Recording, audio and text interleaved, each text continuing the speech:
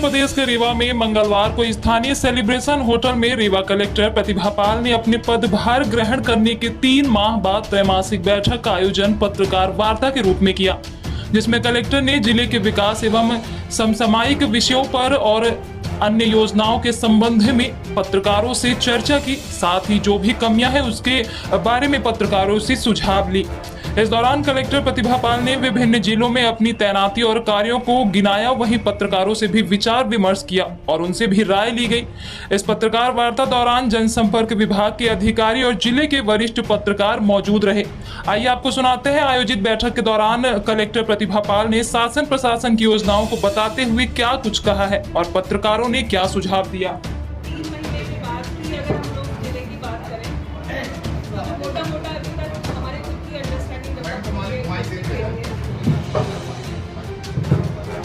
उसमें 2-3 चीजें महत्वपूर्ण जो इस पूरे जिले में अभी तक 3-4 महीनों में समझने का हम लोगों ने प्रयास किया है कि ये प्रीडोमिनेंटली जैसे कि मध्य प्रदेश के और जिले हैं, अपना एग्रीकल्चर बेस्ड जिला है और आप सभी लोगों ने जो पिछले 10 सालों में जो परिवर्तन देखा होगा सिंचाई सुविधाएं बढ़ने से, और ये प्रूवन फैक्ट है कि सिंचाई सुविधाएं बढ़ते ही एग्रीकल्चर अपना बेटर होता है। अपने यहाँ जो एक फसल लेते होंगे वहाँ 2 फसलें आने लगी और जो और थोड़े प्रगतिशील कृषक हैं वो 3 फसलें भी लेने लग गए हैं, जहाँ पानी की हमारी वर्ष पर उपलब्धता है। तो इसीलिए अभी अपने यहाँ महत्वपूर्ण इरीगेशन की प्रोजेक्ट चल रहे हैं। नई गढ़ी माइक्रो इरीगेशन उसमें इम्पॉर्टेंट है, अपना लगभग 25,000 हेक्टेयर का एरिया लेगा और वो प्रोजेक्ट 2025 में समाप्त होगा। लगभग 10,000 हेक्टेयर एरिया अपना ऐसा होगा जो अभी अक्टूबर तक सिंचित हो जाएगा। तो आने वाले समय में उस एरिया में पानी रहेगा। ऐसे ही अपने 2-3 एरिया जो छूटे हुए हैं, हालांकि मऊगंज नया जिला बन चुका है, लेकिन मऊगंज और हरमना का क्षेत्र जो अपना एक छूटा हुआ है और एक एरिया अपना जवा और त्योथर का पार्शली एरिया छूटा हुआ है। तो आने वाले समय में रीवा जिले में सभी की प्रायोरिटी है, चाहे वो पॉलिटिकल लीडरशिप हो या एडमिनिस्ट्रेटिव लीडरशिप हो, कि आने वाले समय में ये जो 2 मेजर एरियाज हम लोग के छूटे हुए हैं, इस एरियाज में भी हमारा इरीगेशन का कवरेज हो जाए। तो एक दोनों जगह वैसे डीपीआर बनने का काम चल रहा है, तो हम लोग ये उम्मीद कर रहे हैं कि जैसे डीपीआर बनेगा तो अगले 1 से 2 साल में रीवा उन जिलों में शुमार होगा जिसका लगभग 90 से 92% का एरिया सिंचित रहेगा। और जब हम लोग सिंचाई की बात करते हैं तो 90% अगर प्लस रहता है तो लगभग उसको 100% ही सिंचित जिला मान लिया जाता है। आप लोगों ने, आप सभी लोग चूंकि पत्रकार सभी लोग बाद में हैं, सभी रीवा जिले के रहने वाले हैं, यही पले बड़े हैं, यही जन्म हुआ होगा। आपने अपने कई सारे लोग होंगे जो गाँव से शहर में शिफ्ट हुए होंगे, फैमिलीज पहले गाँव में रही होंगी, तो आपने खुद ये चेंजेस देखे होंगे कि कृषि जब उन्नत होती है तो अपने यहाँ इकोनॉमिक एक्टिविटीज बढ़ती हैं। अपने यहाँ जो इकोनॉमिक एक्टिविटीज है वो भी कृषि पर आश्रित अभी ज़्यादा है। अगर हम लोग एमएसएमई के उद्योगों की बात करें तो अपने राइस मिल्स की प्रचुरता है और अभी भी जो डिमांड है एमएसएमई में वो राइस मिल्स की खूब है।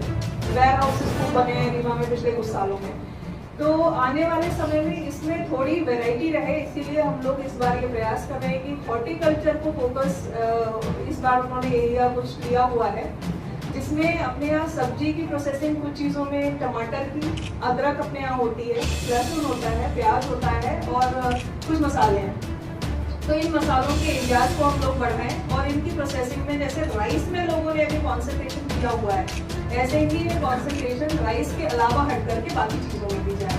और आप देखेंगे कि अभी जब हम लोग मुख्यमंत्री सीखो कमाओ के बारे में बात करेंगे, जब उसकी रजिस्ट्रेशन की बात कर रहे थे कि कितने ज़्यादा इंटर्न्स को लेंगे, तो उसमें सबसे ज़्यादा जो पार्टिसिपेशन है वो राइस मिल्स का है। कारण ये है क्योंकि वो हमारे लोकल सभी एंटरप्रेन्योर्स हैं, लोकल रीवा के हैं, रीवा में रहते हैं, रीवा के लोग उनके यहाँ काम करते हैं तो उनको भी सुविधा होती है और एम्प्लॉयमेंट जनरेशन में एमएसएमई ने बहुत महत्वपूर्ण भूमिका निभाई है। तो आने वाले समय में जो हमारा रोड का एरिया है, ऐसे ही हम लोगों ने हनुमाना जो अपना मिर्जापुर रोड है उस पर डिमांड बहुत ज़्यादा है एमएसएमई की भी, इंडस्ट्री की भी। तो हनुमाना में लगभग हम लोगों ने 150 एकड़ भूमि पिछले महीने ही चिन्हित की है और उसके आवंटन की प्रक्रिया भी शुरू कर दी है, ताकि जो मिर्जापुर जाने वाली रोड है वहाँ की डिमांड दिल्ली की तरफ के भी लोगों की है, अपनी तरफ के भी लोगों की है, तो उसको कैटर किया जा सके। ऐसे ही इलाहाबाद जाने वाली जो रोड है वो अपना मेन हाईवे है। प्रयागराज की तरफ भी अपने लोगों ने 180 एकड़ जमीन नई आइडेंटिफाई की है, जो कि अपने लोग एमएसएमई को और इंडस्ट्री डिपार्टमेंट को देंगे। इंडस्ट्री डिपार्टमेंट का फोकस भी है कि इस एरिया में भले ही जो कमर्शियल एक्टिविटीज़ हैं या इंडस्ट्रियल एक्टिविटीज़ हैं उनको हम लोग कैसे बनाएं, तो इन दोनों चीज़ों पर लगातार इंडस्ट्री डिपार्टमेंट का भी फोकस बना हुआ है। इसके बाद में जो शासन की इस समय की प्रायोरिटी की योजनाएं हैं, आप सभी लोग परिचित भी हैं। आप में से अधिकतर लोग जनसंपर्क के साथ एम्प्लॉयमेंट भी हैं, लगातार काम भी कर रहे हैं। तो लाडली बहना योजना इस समय मुख्य प्रायोरिटी में चल रही है। जो उसका प्राथमिकता क्षेत्र है वो अपने यहाँ पूरे जिले भर में अगर हम लोग बात करें 4 लाख से ज़्यादा महिलाएं इसमें पात्र लाडली बहना की बात हैं। और अभी 21 से 23 वर्ष की जो नए लोगों का चिन्हांकन शुरू हुआ है उसमें भी अब तक अपने यहाँ 6 से 7 हज़ार नए आवेदन हो गए हैं, जो आने वाले समय में थोड़ा और बढ़ेंगे। इसमें पैसा तो एक पॉइंट है, 1,000 रुपये देना आर्थिक आत्मनिर्भरता की बात करता है। उससे भी ज़्यादा इम्पोर्टेंट कंपोनेंट उसका लाडली बहना सेना का है। जो उसका कॉन्सेप्ट है उसको इस तरीके से प्लान किया गया है कि वो आने वाले समय में अपने लोकल स्तर पे, क्योंकि ये गांव पर बनाई गई है लाडली बहना सेना और सभी वार्डों में बनाई गई है, तो उनका ओरिएंटेशन आगे भविष्य में इस प्रकार का रहे कि वो महिला सशक्तिकरण पे काम कर सकें। और महिला सशक्तिकरण की हम लोग बात करते हैं बहुत बड़ा एक स्ट्रेच खुल जाता है। तो रीवा जिले में हम लोग 2 चीज़ों में फोकस कर रहे हैं कि लाडली बहना सेना 2 चीज़ों में काम कर रहे हैं।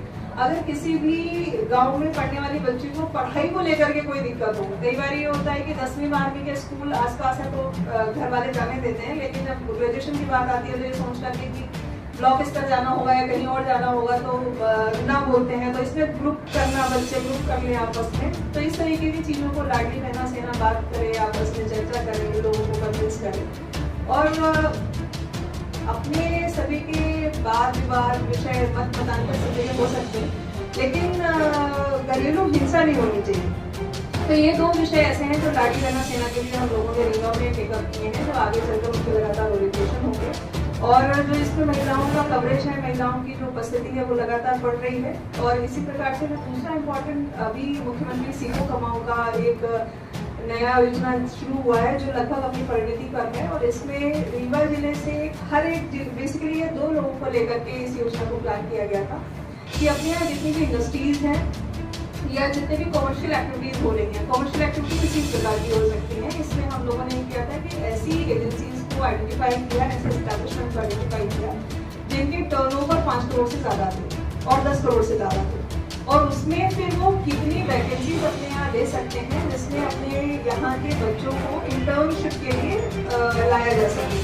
और इंटर्नशिप भी ऐसी जिसमें कि जो प्रतिष्ठान है उनको खाली 25% पैसा देना है। मान लीजिए 8,000 का मैक्सिमम अगर दे सकते हैं तो उसमें से 25% 2,000 रुपये संबंधित प्रतिष्ठान देगा और बाकी पैसा 75% गवर्नमेंट पे करेगी। अब फायदा इसमें दोनों लोगों के लिए विन-विन सिचुएशन है कि प्रतिष्ठानों को भी कम कीमत पे इंटर्न मिल रहे हैं और इंटर्न सिर्फ सीखते नहीं है, कुछ ना कुछ कॉन्ट्रीब्यूशन आपके काम में करते ही हैं। दूसरा, बच्चों के लिए बहुत अच्छा है कि उनको इंटर्नशिप तो मिल ही रही है। जो अच्छे आप देखिएगा कि 10 लोगों को जब हम काम पे रखते हैं, भले सिखाने के लिए रखते हैं, अगर उन 10 में से 3 लोगों ने बहुत अच्छी मेहनत की, अच्छा सीखा, अच्छा रिस्पॉन्ड किया, अच्छे इनपुट्स दिए, तो लोग उसको कंटिन्यू भी कराते हैं। तो ऐसे लोगों का परमानेंट जो एम्प्लॉयमेंट जनरेशन है, परमानेंट इन एक्टिविटीज़ में बच्चों की संबद्धता होगी वो होगी। रीवा में लगभग 1098 के आसपास नई वैकेंसीज जनरेट हुई हैं और जो बच्चों ने रजिस्ट्रेशन कराए हैं उनकी भी संख्या काफ़ी अच्छी है।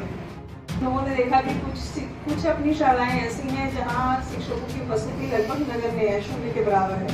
तो चूंकि अब अपने सेशन सत्र शुरू हो गए हैं तो 2 चीज़ों पर हम लोग शिक्षा विभाग में फोकस करेंगे। एक तो शिक्षकों की उपस्थिति अगर स्कूल में प्रॉपर हो जाए तो उसी से बहुत सारी चीज़ें अपने आप सही हो जाती हैं। यदि जो स्कूल खुलने का समय